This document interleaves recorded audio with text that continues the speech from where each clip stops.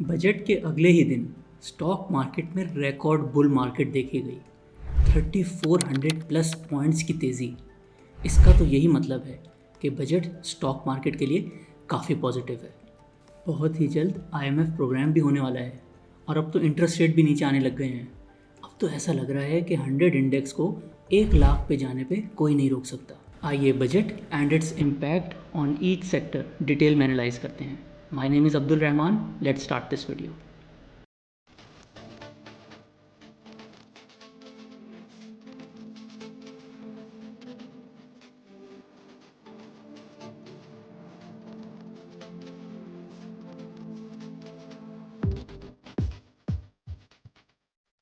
Number 1 चीज़ जो एक investor को एक बजट में एनालाइज करनी चाहिए before any specific taxes is macro economic stability. Macro economic stability का नंबर 1 इंडिकेटर प्राइमरी सरप्लस होता है और इस बजट में इन नंबर्स के हिसाब से प्राइमरी सरप्लस 2% ऑफ जीडीपी बन रहा है और एक्सपेक्टेशन ये है कि आईएमएफ के साथ FY25 का प्राइमरी सरप्लस टारगेट 1.5% होगा। ये सब क्यों इम्पोर्टेंट है? इसलिए क्योंकि स्टॉक मार्केट में री रेटिंग का प्रोसेस यानी कि पीई रेशो का बढ़ना is highly linked with macro economic stability. और नेक्स्ट वीडियो में हम आपको डिटेल में एक्सप्लेन करेंगे कि how primary surplus is the number 1 indicator of macro economic stability. Primary surplus यानी कि गवर्नमेंट जितने भी टोटल टैक्सेस कलेक्ट करती है minus all the expenditures excluding interest on debt, ये नंबर आपको प्राइमरी सरप्लस बता देता है। A positive primary surplus number indicates कि गवर्नमेंट फिस्कल डिसिप्लिन के साथ चल रही है। काफ़ी लोग ये कह रहे हैं एंड राइटली सो कि ये जो 13,000 अरब का टैक्स टारगेट है ये तो बिल्कुल अचीव नहीं होने वाला। और इवन हुकूमत के नंबर्स भी यही इंडिकेट करते हैं कि ये टैक्स टारगेट अचीव करना काफ़ी मुश्किल होगा। इस साल हुकूमत तकरीबन 9,200 अरब के टैक्सेस इकट्ठे करेगी और अगर हम नेक्स्ट ईयर में जीडीपी ग्रोथ और इन्फ्लेशन का फैक्टर डाल दें तो ये मैक्सिमम 11,000 अरब तक पहुंच जाता है। और एफपीआर ने जो नए टैक्सेस लगाए हैं इन द बजट वो तकरीबन 1,500 अरब के हैं। तो इन कैलकुलेशंस के हिसाब से भी 13,000 अरब का टारगेट अचीव होता हुआ नज़र नहीं आ रहा। इसलिए मिनी बजट तो पक्का आना है। आइए आपको बताते हैं कि शायद ऐसा ना हो और उसकी क्या वजूहत हैं। Most important number in the budget for IMF programme is primary surplus. और जैसे कि हमने आपको पहले बताया कि इस बजट में आईएमएफ के टारगेट के हिसाब से तकरीबन 0.5% से लेके 0.6% का बफर ऑलरेडी मौजूद है, यानी कि 600 अरब का बफर। सेकेंडली, इस बजट में ऑलमोस्ट 1600 अरब पीएसडीपी की मद में रखा गया है और हमने लास्ट फ्यू ईयर्स में देखा है कि ये अमाउंट एक्चुअली में स्पेंड नहीं होती।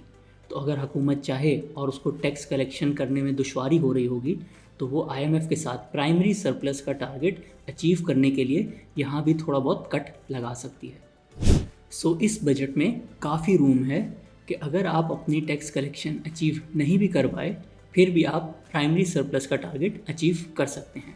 And primary surplus is the number 1 determinant of macroeconomic stability, which will be the number 1 determinant of stock market performance in FY25, and IMF agreement will further solidify this.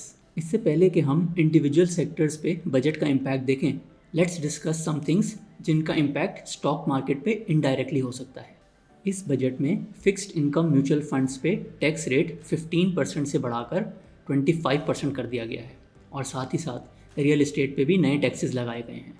नए plots या फिर commercial plots अगर आप bye करेंगे तो आप पे 5% FED भी अप्लाई होगी। बहुत ज़्यादा लोग इस वजह से अपनी एसेट क्लास चेंज नहीं करते। Number 1 determinant of new investor in stock market is the performance of the stock market. जब स्टॉक मार्केट अच्छा परफॉर्म करती है तो वो ऑटोमेटिकली न्यू इन्वेस्टर्स को अट्रैक्ट करती है। इंडिविजुअल बिजनेसेस के अलावा एक ऐसा चेंज आया है for stock market investors in the budget जो कि उनकी फ्यूचर इन्वेस्टमेंट स्ट्रैटेजी को अफेक्ट कर सकता है। कैपिटल गेन्स टैक्स को फ्लैट 15% कर दिया गया है। अब आप स्टॉक 1 साल के लिए होल्ड करें या 10 साल के लिए, आप पे कैपिटल गेन टैक्स 15% ही अप्लाई होगा, but this will only apply for future purchases after 1 July 2024। I personally think कि इस चेंज से कोई बहुत ज़्यादा इम्पैक्ट नहीं आएगा। जो लॉन्ग टर्म इन्वेस्टर्स होते हैं उनका माइंडसेट ही लॉन्ग टर्म का होता है और वो कैपिटल गेन टैक्स की वजह से इसलिए ज़्यादा होल्ड नहीं करते कि उनको 5 साल बाद कोई एक्स्ट्रा बेनिफिट मिल जाएगा। जो शॉर्ट टर्म ट्रेडर्स होंगे वो अभी भी ट्रेडिंग करते रहेंगे और जो लॉन्ग टर्म इन्वेस्टर्स होंगे वो अपनी लॉन्ग टर्म इन्वेस्टिंग करते रहेंगे। और जो लॉन्ग टर्म इन्वेस्टर्स हैं उनको डिफर्ड टैक्स का एडवांटेज तो अभी भी मिलेगा। और इस बजट में डिविडेंड टैक्स रेट पे there has been no change so far. आइए अब हम आपको इंडिविजुअल सेक्टर्स और इंडिविजुअल कंपनीज़ पे जो भी इम्पैक्ट आ सकता है because of these budgetary changes वो आपको ईजी वर्ड्स में एक्सप्लेन कर देते हैं। But before that please subscribe to our channel and hit the bell icon button ताकि आप फ्यूचर की कोई भी वीडियो मिस ना करें। So let's start from the top. Auto sector में 3 मेजर चेंजेस हैं। फर्स्ट इज़ कि लोकल हाइब्रिड गाड़ियों पे sale tax has been increased फ्रॉम 8.5% टू 25%। लेटली इंडस मोटर्स ने कोरोला क्रॉस लॉन्च की थी इन द हाइब्रिड कैटेगरी, और हेवल ब्रांड जो कि साजगार कंपनी के अंदर आती है वो भी अपनी हाइब्रिड गाड़ियाँ काफ़ी अच्छे तरीके से सेल कर रही है। सो इस सेल्स टैक्स की परसेंटेज की वजह से इन दोनों कंपनीज़ पे इम्पैक्ट आ सकता है। आप अपनी स्क्रीन पे देख सकते हैं कि पहले इस सेल टैक्स पॉलिसी की वजह से हाइब्रिड गाड़ियाँ और नॉर्मल गाड़ियों में तकरीबन 10-12 लाख रुपए का ही फ़र्क था।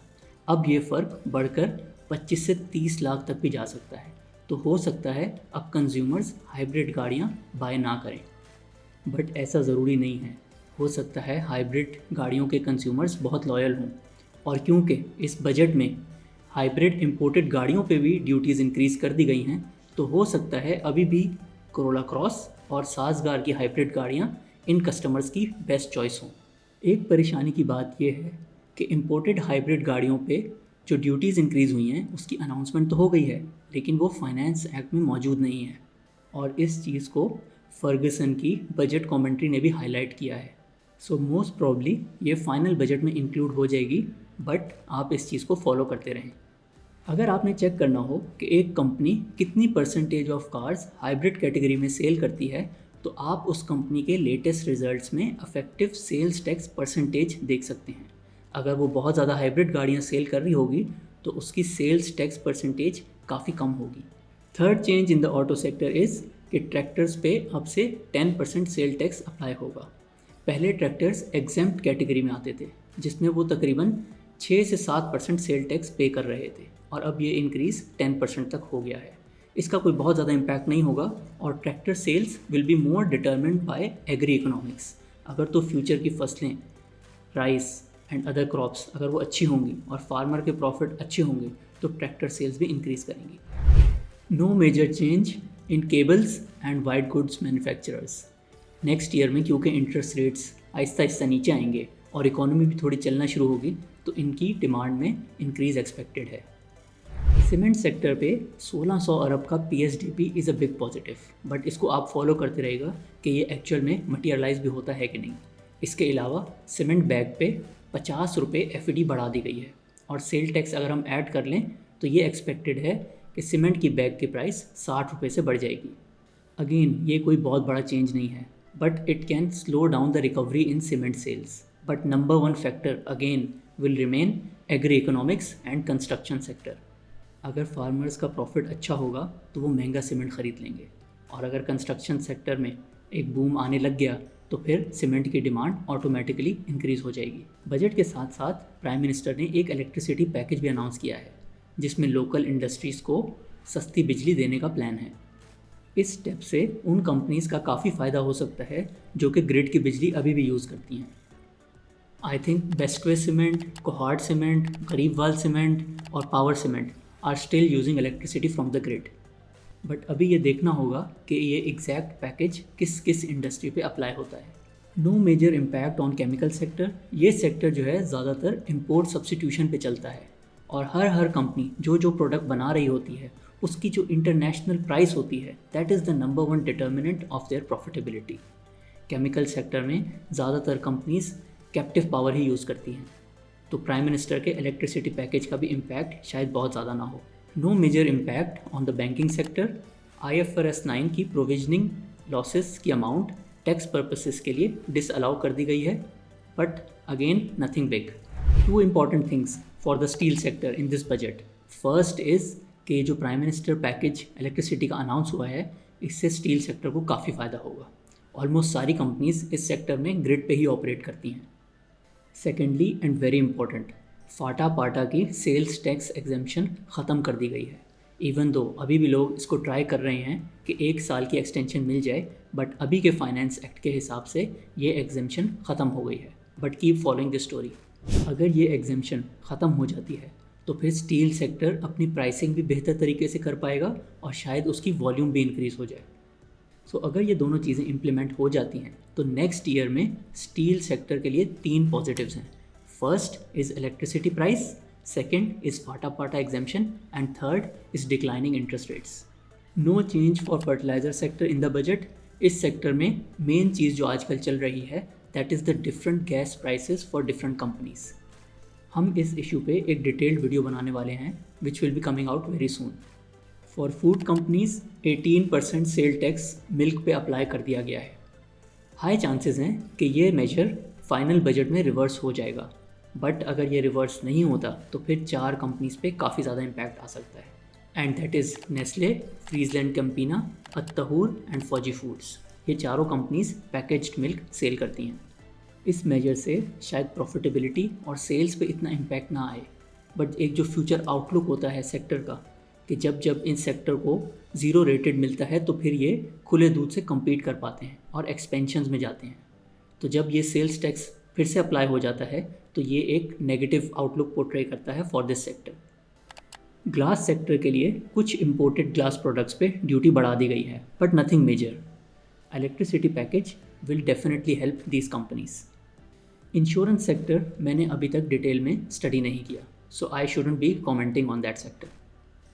POS पे sales tax percentage has been increase to 18%, so ये बाटा और सर्विस के बिजनेस को अफेक्ट कर सकती है। एक्सपोर्टर्स पे जो टैक्स लगा है उससे सर्विस ग्रुप की जो फुटवेयर एक्सपोर्ट्स हैं उनकी प्रॉफिटेबिलिटी कम हो सकती है। बट सर्विस ग्रुप का जो न्यू वेंचर है सर्विस लॉन्ग मार्च टायर्स, उस पर ये एक्सपोर्ट टैक्स अप्लाई नहीं होगा क्योंकि वो SEZ में लोकेटेड हैं और उनके पास 10 साल की इनकम टैक्स एग्जेम्पशन है। सेम फॉर PABC, उनके पास भी 10 साल की इनकम टैक्स एग्जेम्पशन है जिसकी एक्सपायरी में अभी 3 से 4 साल बाकी हैं। Nothing major for oil and gas exploration companies. हर साल बजट में जो डिविडेंड की एक्सपेक्टेशंस होती हैं रिलेटेड टू OGDC PPL वो फुलफिल नहीं होती, so this is not a very reliable metric. इस सेक्टर को फॉलो करने के लिए आप देखते रहें कि future circular debt of gas उसका फ्लो कैसा है। लेट 2023 से सर्कुलर डेट में इम्प्रूवमेंट आ रही है और अगर ये थीम कंटिन्यू रहा तो ये कंपनीज भी अच्छा परफॉर्म कर सकती हैं। इस बजट में PDL की limit has been increase to 80 rupees per litre, but इससे OMCs को कोई ख़ास इम्पैक्ट नहीं होगा। The main challenge for OMCs is their regulated margins and smuggling from Iran. These 2 things will continue to haunt the OMC sector. Budget में imported paper products पे duty increase कर दी गई है and this can benefit packages limited and century paper. But आप ये चीज़ ज़रा detail में चेक कर लेगा कि एग्जैक्ट किस प्रोडक्ट पे ड्यूटी अप्लाई हुई है एंड वेदर पैकेजेस लिमिटेड और century paper are making that product. इसके अलावा जो स्मॉल पेपर सेगमेंट में कंपनीज़ हैं उनको इलेक्ट्रिसिटी पैकेज से काफ़ी फ़ायदा हो सकता है। फार्मा सेक्टर में नॉन ड्रग्स पे sales tax has been increase to 18%, but pharma companies बहुत ज़्यादा ये चीज़ें सेल नहीं करती।